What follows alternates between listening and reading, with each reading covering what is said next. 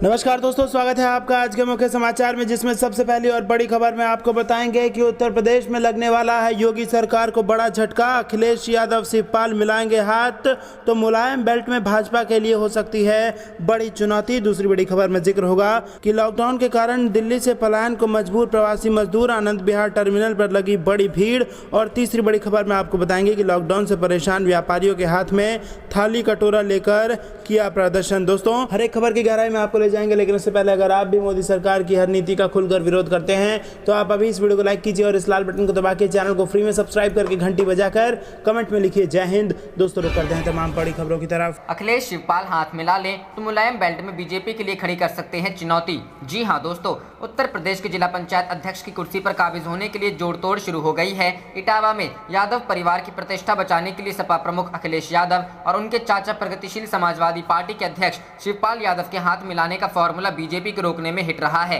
ऐसे ही अगर जिला पंचायत अध्यक्ष पद के चुनाव में भी चाचा भतीजे तालमेल जारी रखते हैं तो मुलायम बेल्ट में बीजेपी को रोकने में कामयाब हो सकते हैं। पंचायत चुनाव के नतीजों ने अखिलेश शिवपाल के करीब आने के संकेत दे दिए हैं, जिसकी बुनियाद पर 2022 की सियासी पटकथा भी लिखी जा सकती है। सूबे में जिला पंचायत अध्यक्ष चुनाव में अपनों को जिताने की होड़ में एक बार फिर चाचा भतीजे का अघोषित तालमेल दूसरे दलों के लिए मुलायम बेल्ट में चुनौती बन सकता है। ऐसे ही अखिलेश यादव और आरएलडी उपाध्यक्ष जयंत चौधरी का गठजोड़ ने पश्चिमी यूपी में बीजेपी के लिए परेशानी खड़ी कर सकता है। वहीं पूर्वांचल के इलाके में निर्दलीय काफी अहम भूमिका में है, जिन्हें साधने में जो कामयाब होगा उसी का जिला पंचायत अध्यक्ष और ब्लॉक प्रमुख के पद पर कब्जा होगा। ऐसे बीजेपी को मात दे सकते हैं चाचा भतीजे। जिला पंचायत अध्यक्ष और ब्लॉक प्रमुख चुनाव में सत्ताधारी बीजेपी और सपा के बीच कांटे का मुकाबला होने की संभावना दिख रही है। सूबे में कई जिलों में निर्दलीय ही निर्णायक स्थिति में हैं, जिनमें शिवपाल यादव के काफी समर्थक भी जीतकर आए हैं। खासकर इटावा, मैनपुरी, औरैया, कन्नौज, फिरोजाबाद जैसे जिलों में, जिन्हें मुलायम परिवार के प्रभाव वाला इलाका माना जाता है। यहाँ लंबे अरसे से सपा का सियासी प्रभुत्व रहा है। मुलायम बेल्ट में जिला पंचायत अध्यक्ष के चुनाव में अगर शिवपाल और अखिलेश साथ आते हैं तो बीजेपी की चुनौतियों से निपट ही नहीं सकते, बल्कि उसे मात भी दे सकते हैं। इटावा जिला पंचायत में सपा का 32 सालों से कब्जा है और अगला अध्यक्ष भी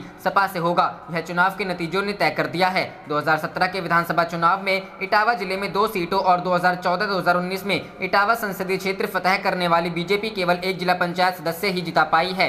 इटावा में कुल 24 जिला पंचायत सदस्य हैं, जिनमें से 9 सपा और एक बीजेपी से और 5 निर्दलीय जीते। रुख करते हैं अगली खबर की तरफ। लॉकडाउन के कारण दिल्ली से पलायन को मजबूर प्रवासी मजदूर, आनंद विहार टर्मिनल पर लगी भीड़। जी हां दोस्तों, कोरोना से जंग जीतने के लिए दिल्ली में बढ़ते लॉकडाउन का असर गरीब प्रवासी मजदूरों पर पड़ रहा है। फैक्ट्रियां बंद हो चुकी हैं, लोगों की आय का जरिया ही समाप्त हो गया है, उनके पास घर का किराया देने के पैसे तक नहीं है। ऐसे में मजबूर होकर ये लोग अपने गाँव जाने के लिए निकल पड़े हैं। आज दिल्ली के आनंद विहार टर्मिनल पर ऐसे लोगों की भीड़ है जो मजबूरन आर्थिक तंगी के कारण इस कोरोना काल में अपने अपने गाँव को निकल पड़े हैं। प्रवासी कामगार राम जी कहते हैं कि मैं आराम में अपने घर वापस जा रहा हूं, कंपनी बंद है, हम कितने दिन भूखे रहेंगे, इसलिए मैंने सोचा कि वापस चला जाऊं। मेरी मां की भी घर पर हालत गंभीर है। बता दें कि दिल्ली में कोरोना संक्रमण दर लॉकडाउन लगाने के बाद से काबू में आती दिख रही है, लेकिन अब भी सक्रिय मरीजों की संख्या को कम करना बहुत जरूरी है। ऐसे में सरकार ने लॉकडाउन को 24 मई तक के लिए बढ़ा दिया है। 20 अप्रैल के बाद से दिल्ली में बढ़ाया जा रहा है, जिसके कारण प्रवासी मजदूर की आजीविका बंद हो गई है। दिल्ली में 5 अप्रैल के बाद पहली बार संक्रमित केस में भारी गिरावट दर्ज की गई है। दिल्ली सरकार के आंकड़े के अनुसार सोमवार को 4524 नए केस सामने आए हैं। दिल्ली सरकार के मुताबिक रिकवरी में भी वृद्धि हुई है। मालूम हो कि राजधानी में पॉजिटिविटी रेट घटकर 8% पहुंच गया है। रुख करते हैं अगली खबर की तरफ। लॉकडाउन से परेशान व्यापारियों ने हाथ में थाली कटोरा लेकर किया प्रदर्शन। जी हां दोस्तों, हरिद्वार के व्यापारियों ने अपने ही सरकार से राहत की मांग करने के लिए हाथ में थाली कटोरा लेकर भीख मांगते हुए प्रदर्शन किया। व्यापारियों ने सरकार से व्यापारियों को राहत देने की मांग की है। व्यापारियों का कहना है कि लंबे समय से कोरोना संक्रमण के चलते लगे लॉकडाउन से उनका व्यापार बिल्कुल चौपट हो गया है, मगर सरकार व्यापारियों के बारे में सोचने को तैयार नहीं है और जनप्रतिनिधि भी व्यापारियों के साथ खड़े नहीं हो रहे हैं। आखिर व्यापारी जाए तो जाए कहां? व्यापारियों ने हर की पौड़ी पर सांकेतिक रूप से भीख मांगकर अपनी पीड़ा और आक्रोश व्यक्त किया है। अभी भी अगर सुनवाई नहीं हुई तो आगे प्रदर्शन जारी रहेगा। प्रांतीय उद्योग व्यापार मंडल के जिला अध्यक्ष संजय त्रिवाल का कहना है कि आज पीएम मोदी के राज में हर की पौड़ी पर संजय पुल पर भीख मांगने का कार्य किया है, मगर हमें भीख नहीं मिलती नजर आई।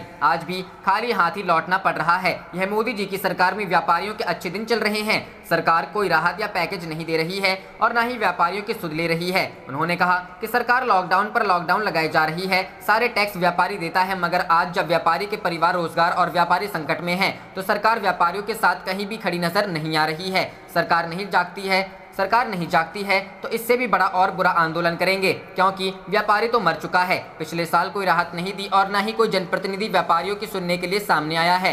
उन्होंने कहा कि हमारी दुकानें बंद करवा दी, व्यापारियों को 2 भागों में बांट दिया गया, कुछ की दुकानें खुली हैं और कुछ की बंद करवा दी गई है। हम कोविड गाइडलाइन के अनुसार कार्य करने के लिए तैयार हैं। हम अपने परिवार का पेट कहां से भरे? जब तक व्यापारियों को कोई राहत नहीं मिल जाती है हमारा प्रदर्शन ही जारी रहे। रुख करते हैं अगली खबर की तरफ। सुरजेवाला ने पेट्रोल डीजल की कीमतों में बढ़ोतरी को लेकर मोदी सरकार पर साधा निशाना। जी हां दोस्तों, कांग्रेस ने पेट्रोल एवं डीजल की कीमतों में बढ़ोतरी को लेकर सोमवार को केंद्र सरकार पर निशाना साधा और आरोप लगाया कि यह सरकार कोरोना की मार झेल रही जनता को राहत देने की बजाय कर का बोझ लाद रही है। पार्टी के मुख्य प्रवक्ता रणदीप सुरजेवाला ने ट्वीट किया, कोरोना की मार झेल रहे आम लोगों की सरकार कोई राहत देने की बजाय कर का बोझ लाद रही है, जन लूट सरकार। मोदी सरकार ने पिछले 1 साल में पेट्रोल 22.9 रुपए व डीजल 20.93 रुपए बढ़ाया है। उन्होंने दावा किया, पेट्रोल की कीमतों में केवल 37.32% व डीजल में 44.03% आधार मूल्य है, बाकी टैक्स, मुनाफा और कमीशन है। गौरतलब है कि पेट्रोल के मूल्य में रविवार को 24 पैसे लीटर जबकि डीजल में 27 पैसे प्रति लीटर की वृद्धि की गई। इस वृद्धि के साथ देश के विभिन्न भागों में पेट्रोल रिकॉर्ड स्तर पर पहुंच गया है,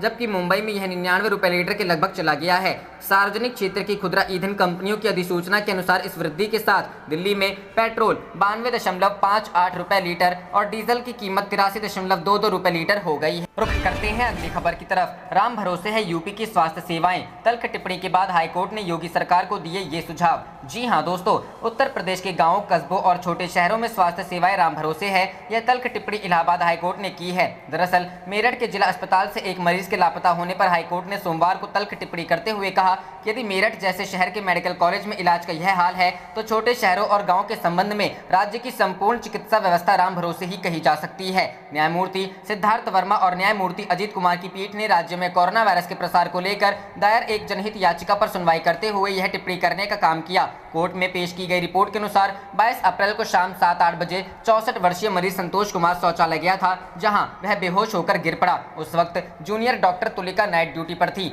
मामले को लेकर डॉक्टर तुलिका ने बताया कि संतोष कुमार को बेहोशी की हालत में स्ट्रेचर पर लाया गया और उसे होश में लाने की कोशिश की गई, लेकिन उसकी जान नहीं बचाई जा सकी। रिपोर्ट की माने तो टीम के प्रभारी डॉक्टर अंशु की रात्रि की ड्यूटी थी, लेकिन वह वहां मौजूद नहीं थे। सुबह डॉक्टर तनिष्क उत्कर्ष ने शव को उस स्थान से हटवाया, लेकिन व्यक्ति की शिनाख्त नहीं हो पाई। बताया जा रहा है कि वह आइसोलेशन वार्ड में उस मरीज की फाइल नहीं ढूंढ सके। इस तरह से संतोष की लाश लावारिस मान ली गई, इसलिए शव को लावारिस मानकर पैक कर उसे निस्तारित कर दिया गया। इस मामले में कोर्ट ने कहा कि यदि डॉक्टरों को पैरामेडिकल कर्मचारी इस तरह का रवैया अपनाते हैं और ड्यूटी करने पे घोर लापरवाही दिखाते हैं तो यह गंभीर दुराचार का मामला है, क्योंकि यह भोले भाले लोगों की जिंदगी से खिलवाड़ जैसा है। सख्त लहजे में कोर्ट ने कहा कि राज्य सरकार को इसके लिए जिम्मेदार लोगों के खिलाफ सख्त कार्रवाई करने की जरूरत है। 5 जिलों के जिलाधिकारियों द्वारा पेश की गई रिपोर्ट पर कोर्ट ने कहा कि हमें कहने में संकोच नहीं है कि शहरी इलाकों में स्वास्थ्य ढांचा बिल्कुल अपर्याप्त है और गांवों के सामुदायिक स्वास्थ्य केंद्रों में जीवन रक्षक उपकरणों की एक तरह से कमी है। कोर्ट ने ग्रामीण आबादी की जांच बढ़ाने और उसमें सुधार लाने का राज्य सरकार को निर्देश दिया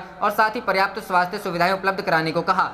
वैक्सीनेशन के मुद्दे पर अदालत ने सुझाव दिया कि विभिन्न धार्मिक संगठनों को दान देकर आयकर छूट का लाभ उठाने वाले बड़े कारोबारी घरानों को वैक्सीन के लिए अपना धन दान देने को कहा जा सकता है। चिकित्सा ढांचे के विकास के लिए कोर्ट ने सरकार से यह संभावना तलाशने को कहा कि सभी नर्सिंग होम के पास प्रत्येक बेड पर ऑक्सीजन की सुविधा होनी चाहिए। आगे कोर्ट ने कहा कि 20 से अधिक बिस्तर वाले प्रत्येक नर्सिंग होम व अस्पताल के पास कम से कम 40% बेड आईसीयू के तौर पर होने चाहिए और 30 से अधिक बेड वाले नर्सिंग होम को ऑक्सीजन उत्पादन संयंत्र लगाने की अनिवार्यता की जानी चाहिए। रुख करते हैं अगली खबर की तरफ। मोदी सरकार पर बरसे राहुल, कहा कोरोना संकट से निपटने में पूरी तरह फेल। जी हां दोस्तों, कांग्रेस के पूर्व अध्यक्ष राहुल गांधी केंद्र सरकार पर जमकर बरसे हैं। सोमवार को उन्होंने केंद्र सरकार पर कोरोना संकट से निपटने और जनता के साथ खड़े होने में विफल रहने का आरोप लगाया। उन्होंने कहा कि मौजूदा समय में बहुत सारे लोग व्यक्तिगत स्तर पर अपनी सेवा के जरिए दुनिया को दिखा रहे हैं कि भारत के क्या मायने हैं। इसे लेकर उन्होंने एक ट्वीट किया है। इसमें उन्होंने कहा, भारत सरकार न सिर्फ कोविड संकट से निपटने में विफल रही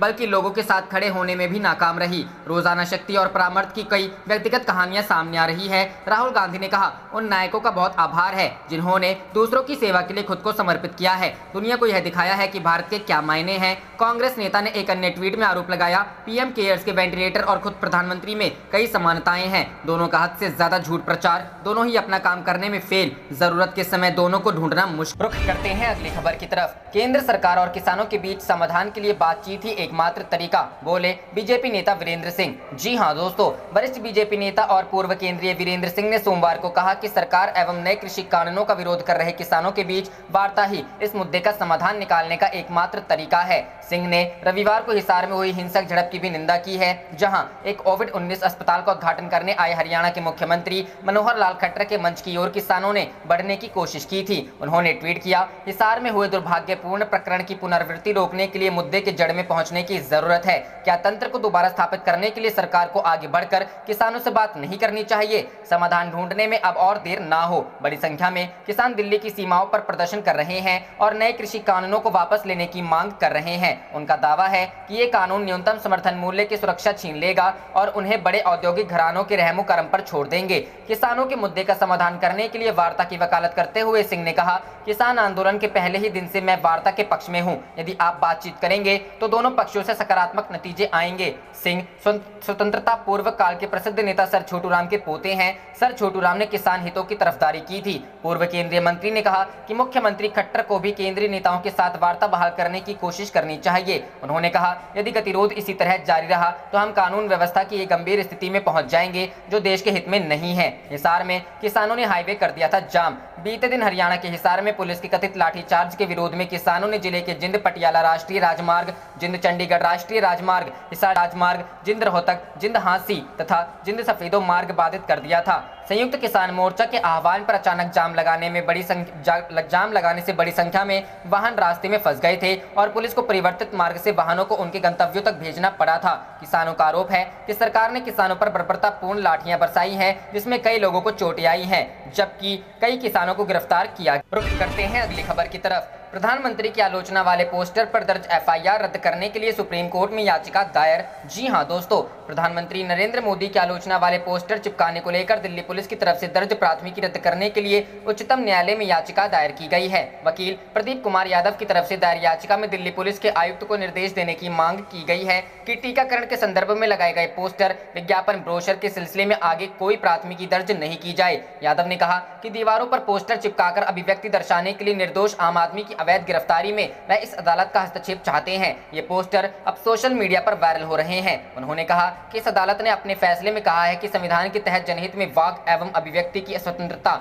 हर नागरिक का मौलिक अधिकार है। दर्ज की गई है 25 एफआईआर। वकील ने 2015 में श्रेया सिंघल मामले में शीर्ष अदालत के फैसले का जिक्र किया, जिसमें आईटी कानून की धारा 66A को रद्द कर दिया गया था। उन्होंने कोविड प्रबंधन को लेकर अदालत के हाल ही के आदेश का भी जिक्र किया, जिसमें राज्य के अधिकारियों को निर्देश दिया गया कि सोशल मीडिया पर चिकित्सीय सहयोग मांगने वाले लोगों के खिलाफ आपराधिक मामले दर्ज नहीं किए जाएं। याचिकाकर्ता ने दावा किया कि राजधानी में चिपकाए गए पोस्टरों के सिलसिले में कम से कम 25 प्राथमिकताएं दर्ज की गई हैं और 25 लोगों को गिरफ्तार किया गया है। रुख करते हैं अगली खबर की तरफ। यूपी समाजवादी पार्टी के जिला उपाध्यक्ष का ऐलान, काले झंडे दिखाकर करेंगे सीएम योगी का विरोध, ये है बड़ी मांगे। जी हां दोस्तों, समाजवादी पार्टी के जिला उपाध्यक्ष अब्दुल गफूर ने विभिन्न मुद्दों को लेकर मुख्यमंत्री योगी आदित्यनाथ के सहारनपुर आगमन के काले झंडे दिखाकर विरोध करने की घोषणा की है। उन्होंने बकाया गन्ना मूल्य भुगतान नहीं होने, दवाइयों एवं ऑक्सीजन की किल्लत होने सहित कई आरोप लगाए हैं। मीडिया को जारी बयान में अब्दुल गफूर ने कहा कि दिल्ली बॉर्डर पर किसान पिछले 6 महीने से आंदोलनरत हैं, लेकिन सरकार उनकी मांगों को पूरा नहीं कर रही है। कहा कि बेरोजगारी चरम पर होने, महंगाई बढ़ने, कानून व्यवस्था की स्थिति ठीक नहीं होने, ऑक्सीजन आपूर्ति सुचारू करने, आजम खान की रिहाई कराने, किसानों का बिजली बिल माफ करने, बच्चों की स्कूल फीस माफ करने और कोरोना संक्रमण से मरने वालों के परिवार को 10-10 लाख रुपए का मुआवजा दिलाने सहित अन्य मांग की है। उन्होंने कहा कि महंगाई बढ़ने से अभिभावकों पर दोहरी मार पड़ रही है। साथ ही कहा कि आज मुख्यमंत्री के आगमन का काले झंडे दिखाकर विरोध किया जाएगा। रुख करते हैं अगली खबर की तरफ। बंगाल के राज्यपाल ने ममता से कहा, कानून के शासन का पालन करें। जी हां दोस्तों, नारदा स्टिंग ऑपरेशन मामले में सीबीआई द्वारा गिरफ्तार किए गए तृणमूल कांग्रेस के नेताओं और मंत्रियों की रिहाई की मांग को लेकर शहर के कई हिस्सों में विरोध प्रदर्शन और हिंसा भड़कने के बाद राज्यपाल जगदीप धनखड़ ने मुख्यमंत्री ममता बनर्जी से कहा कि वह संवैधानिक मानदंड और कानून के शासन का पालन करें। धनखड़ ने कोलकाता पुलिस को शहर में कानून व्यवस्था की स्थिति को नियंत्रित करने के लिए भी कहा। राज्यपाल राज्यपाल ने सोमवार सुबह निजाम पैलेस में सीबीआई क्षेत्रीय कार्यालय के गेट के सामने हिंसा भड़कने के बाद ट्वीट किया, खतरनाक स्थिति के बारे में चिंतित हूं। ममता के अधिकारियों से संवैधानिक मानदंडों और कानून के शासन का पालन करने के लिए आह्वान करें। Paschim Bengal police, Kolkata police, home Bengal को कानून और व्यवस्था बनाए रखने के लिए सभी कदम उठाने चाहिए। दुखद, अधिकारियों द्वारा स्थिति को बिना किसी ठोस कार्रवाई के बिगड़ने दिया जा रहा है। राज्यपाल मुख्यमंत्री की ओर इशारा कर रहे थे, जो नारदा स्टिंग ऑपरेशन मामले में 2 मंत्रियों फिरहाद हकीम और सुब्रत मुखर्जी, एक विधायक मदन मिश्रा और पूर्व महापौर सोवन चटर्जी की गिरफ्तारी के कुछ मिनट बाद सीबीआई दफ्तर पहुंच गई थी। स्टिंग ऑपरेशन में 4 टीएमसी नेताओं के साथ और एक पुलिस अधिकारी पैसे लेते दिखा था। साल 2016 में पिछले विधानसभा चुनाव से ठीक पहले रिश्वत मामले में राज्य की राजनीति को हिलाकर रख दिया था। शहर की सड़कों पर भड़की हिंसा पर प्रतिक्रिया व्यक्त करते हुए तृणमूल समर्थक केंद्रीय बलों के साथ भिड़ गए। राज्यपाल ने लिखा, ममता के अधिकारियों का ध्यान इस ओर आकृष्ट करता है कि चैनलों पर और सार्वजनिक डोमेन में मैंने सीबीआई कार्यालय में आगजनी और पथराव देखा। दयनीय है कि कोलकाता पुलिस और पश्चिम बंगाल पुलिस सिर्फ दर्शक बनी रही। आपसे अपील है कि कार्रवाई करे और कानून व्यवस्था बहाल करे। उन्होंने कहा, पूरी तरह से अराजकता, पुलिस और प्रशासन मौन मोड में है। आशा है कि आप इस तरह की अराजकता और संवैधानिक तंत्र की विफलता के नतीजों को महसूस करेंगे। इस विस्फोटक स्थिति को प्रतिबिंबित करने और उस पर काबू पाने का मिनट दर मिनट बिगड़ती जा रही है। सीबीआई ने 2016 के नारदा स्टिंग ऑपरेशन मामले में सुब्रत मुखर्जी, फिरहाद हकीम, मदन मित्रा और सोवन चटर्जी को सोमवार को गिरफ्तार किया। टीएमसी के एक सूत्र ने आईएनएस को बताया कि ममता बनर्जी निजाम पैलेस स्थित सीबीआई के कार्यालय पहुंची, जहां चारों को रखा गया था और उन्हें भी गिरफ्तार करने की मांग की गई थी। गिरफ्तारी के विरोध में टीएमसी कार्यकर्ता और समर्थक सड़कों पर उतर आए। नारदा स्टिंग मामला 2016 का है और इसमें कई हाई प्रोफाइल टीएमसी नेताओं को फर्जी कंपनियों के लिए कैमरे के सामने पैसे लेते हुए दिखाया गया है। स्टिंग ऑपरेशन करवाने वाले शख्स मैथ्यू सैमुअल ने गिरफ्तार किए गए लोगों के अलावा विधानसभा में विपक्ष के नेता शुभेंदु अधिकारी और भाजपा नेता मुकुल रॉय का नाम भी दर्ज कराया था। हाकिम और मुखर्जी दोनों ममता बनर्जी के मंत्रिमंडल में मंत्री हैं। शारदा कांड में कथित भूमिका के लिए विधानसभा के सदस्य मित्रा को पहले भी गिरफ्तार किया जा चुका है। सोवन चटर्जी भाजपा में शामिल हो गए, लेकिन हाल ही में संपन्न विधानसभा चुनावों के लिए पार्टी के टिकट से वंचित होने पर उन्होंने इस्तीफा दे दिया। रुख करते हैं अगली खबर की तरफ। बंगाल में लॉकडाउन नियमों का उल्लंघन करने पर भाजपा के 3 विधायक गिरफ्तार। जी हां दोस्तों, बेहद बड़ी खबर आ रही है पश्चिम बंगाल से। पश्चिम बंगाल के सिलीगुड़ी में रविवार को 3 विधायकों को लॉकडाउन नियमों का उल्लंघन करने के आरोप में हिरासत में ले लिया गया। हालांकि बाद में तीनों को छोड़ भी दिया गया। ये 3 विधायक शंकर घोष, आनंदमय बर्मन और शिखा चट्टोपाध्याय हैं। तीनों उत्तरी बंगाल में राज्य सरकार के खिलाफ कोरोना की बढ़ती मौत को लेकर विरोध प्रदर्शन कर रहे थे, लेकिन हिरासत में ले लिए गए। पुलिस अधिकारी ने बताया कि कुछ घंटों के बाद तीनों विधायकों को हिरासत से रिहा कर दिया गया था। सिलीगुड़ी के सफदर हाशमी चौक पर बैठकर विरोध करने के दौरान विधायकों को पकड़ा गया। उन्होंने दावा किया कि प्रदर्शन के दौरान वो सभी कोविड प्रोटोकॉल का पालन कर रहे थे और उनके आसपास लोगों की भीड़ भी नहीं थी। तो दोस्तों, जो बिहार में पप्पू यादव के साथ हुआ उसका बदला पश्चिम बंगाल में ममता बनर्जी ने ले लिया। रुक करते हैं अगली बड़ी खबर की तरफ। मोदी जी, हमारे बच्चों की वैक्सीन विदेश क्यों भेजी? पोस्टर पर गिरफ्तारी को लेकर कांग्रेस का ट्विटर वार। जी हाँ दोस्तों, घिर चुकी है भारतीय जनता पार्टी और यहाँ पर पोस्टर लगाए गए थे दिल्ली में कि बताइए कि हमारे बच्चों की वैक्सीन आपने विदेश में क्यों भेजा। इसके बाद ये मामला तूल पकड़ता नजर आ रहा है। कोरोना संकट के बीच वैक्सीन को लेकर पीएम मोदी की आलोचना करने पर 17 लोगों की गिरफ्तारी का मामला तूल पकड़ता जा रहा है। इसी मुद्दे पर कांग्रेस ने सरकार को घेरने का मन बना लिया है। कांग्रेस महासचिव प्रियंका गांधी और कांग्रेस सांसद राहुल गांधी ने अपने ट्विटर प्रोफाइल की डीपी में एक काले रंग का पोस्टर लगाया है। इस पोस्टर में लिखा गया है कि मोदी जी, हमारे बच्चों की वैक्सीन विदेश आपने क्यों भेज दी। राहुल गांधी ने इसी पोस्टर को ट्विटर पर शेयर करते हुए लिखा कि मुझे भी गिरफ्तार करके दिखाओ। आपको बता दें कि हाल ही में दिल्ली पुलिस ने इसी तरह का पोस्टर लगाने पर 17 लोगों को गिरफ्तार कर लिया।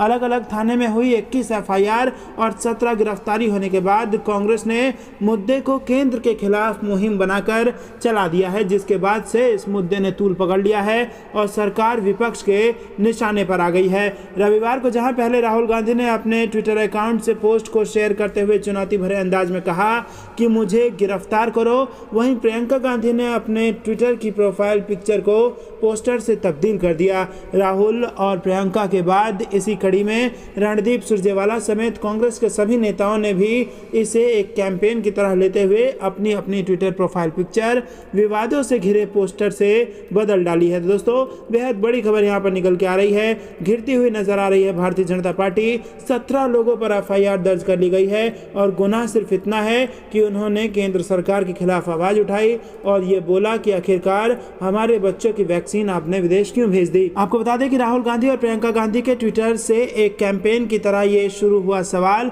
अब विपक्ष ने साध लिया है। धीरे धीरे देश भर में भाजपा के सामने मौजूद सभी पार्टी अपने अपने ट्विटर हैंडल से पोस्टर शेयर कर रही हैं। टीएमसी सांसद महुआ मोइत्रा ने भी मोदी सरकार पर निशाना साधा। उन्होंने लिखा कि दिल्ली में पीएम मोदी के खिलाफ पोस्टर लगाने पर 12 लोग गिरफ्तार। मोदी जी, आपने हमारे बच्चों की वैक्सीन विदेश क्यों भेजा? बिल्कुल वाजिब सवाल है और ये सवाल इस वक्त भारतीय जनता पार्टी की नींद उड़ाए हुए है। वहीं टीएमसी सांसद के ट्वीट पर अभिनेता प्रकाश राज ने लिखा कि मैं दोहराता हूं, मोदी जी, आपने हमारे बच्चों की वैक्सीन विदेश क्यों भेजी? अब आओ मुझे भी गिरफ्तार कर लो। तो दोस्तों, यहाँ पर गिरफ्तारी देने की भी मुहिम छेड़ दी गई है और हर व्यक्ति मोदी सरकार से यही पूछ रहा है कि हमारे बच्चों की वैक्सीन आपने विदेश क्यों भेजी। आप देख रहे थे आपका अपना चैनल जय हिंद जय भारत।